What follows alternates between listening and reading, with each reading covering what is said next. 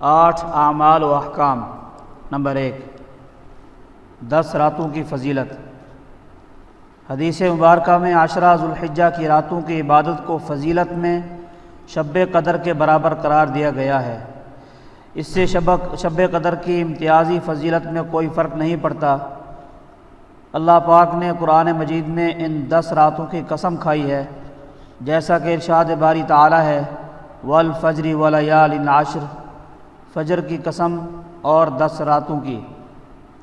تفسیر جلالین میں ہے، ولیال عشر ای عشر ذی الحجہ، یعنی 10 راتوں سے مراد ذوالحجہ کی 10 راتیں ہیں۔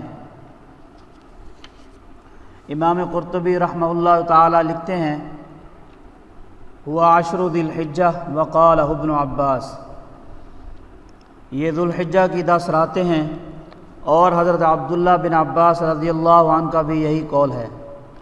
حضرت شاہ عبد القادر رحمہ اللہ لکھتے ہیں، عید قربان کی فجر بڑا حج ادا ہوتا ہے اور 10 رات اس سے پہلے۔